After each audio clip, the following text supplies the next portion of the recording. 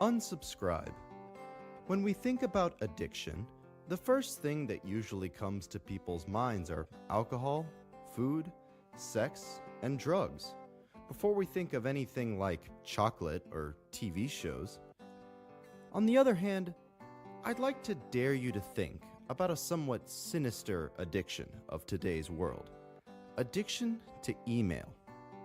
Though it sounds crazy that one could be addicted to something as common as email, in today's digital world, we're often expected to check email at all times. According to recent studies, most office workers spend almost a third of their total work hours reading and replying to emails. This constant connectivity can be detrimental. Even experts have proven that there is a connection between spending time on email and feeling stress. There is also a claim by researchers that email addiction is more detrimental to your brain than drug abuse. Now you see, it is not an issue to be taken lightly. If you find yourself checking your inbox once every 20 minutes and feeling anxious when you don't check in, you've got some serious work to do. Email abuse seems unfounded. The question is, why do we spend so much time doing something that has such a negative impact on our life? The truth of the matter is, even though we may not care for the content of every email we receive, many of us are addicted to the act of checking email. This act activates a primal impulse in our brains to seek out what psychologists refer to as random rewards. Addiction to email checking is keeping us from attending to what's important in life. The truth is, email addiction is a serious problem. Sure, you could tell yourself that you can quit if you wanted to, but to be honest, overcoming email addiction is not going to be that simple. Unless it's your job to always check and respond to emails, you need to repel the urge to sneak a look at your inbox every few minutes. Going through and refreshing your emails over and over again is an addiction, not reward drive. The brain records everything you do and gets used to doing it whenever you always do it. Be the person in charge of your inbox by identifying what's truly meaningful to you. At this point, you're probably saying, I know the problems, but what are the solutions? Well, you'd be glad to know that there are a number of ways to regain control of your email. One of the good things about email is that you're in charge of everything: how it looks, what it says, and when it gets sent. But you also have a say in how many emails you receive. Remember, no one is pointing a gun at you demanding that you immediately respond to an email or that you respond in a certain way. It's good to keep in mind that the more emails you send, the more emails you are likely to receive. Meaningful work should be seen as contributing to your life and legacy.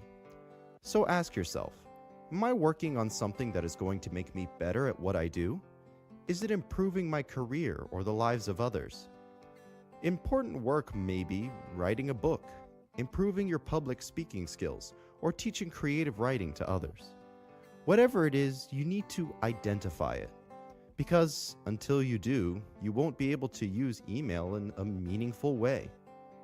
To stop wasting your time, you need to have something meaningful toward which to direct your attention. Only then will you be able to stop yourself from checking your inbox 100 times a day and wasting your time writing meaningless responses. It also helps to write down the different jobs and tasks that contribute to the meaningful work. This will help you prioritize and make sure that whenever you're using email, it will be in relation to something that's important. Breaking free. Unsubscribe. There are some options for those who constantly check their email, although all take at least a little self-discipline. You can change your settings in your email to only notify you every hour or two if you get something in your inbox. Or you can use the punishment reward theory and deny yourself coffee on your next break if you check too often.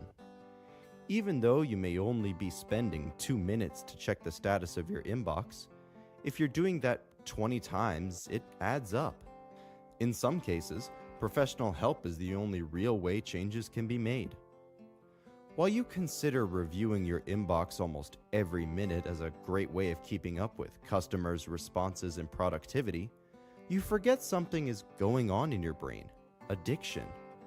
Your brain records everything that you do when you do it.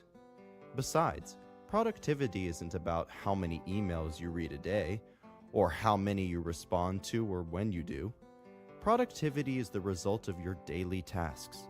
What happens to the most important tasks while you're busy reviewing your inbox the whole day? This is the time to prioritize your tasks and get the most out of your daily chores. Your inbox should be in your control, as well as everything about your being. With this in mind, you should know what your readers are expecting too.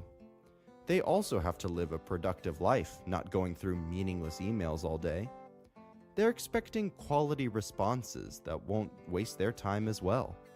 They need your emails to be concise and direct. They need emails that give a direct answer to their question, not one that analyzes the question for them. All you need to do is adjust yourself and only focus on what truly matters. This will help you understand what leaves your outbox and exactly when it should. Kill the addiction and take control of what messages come in your inbox and when they do. Be in charge, be in control, be the director of your daily tasks, and find yourself in the highest profile. Unsubscribe from all negative email habits and push yourself up the ladder. The reward is always worthwhile.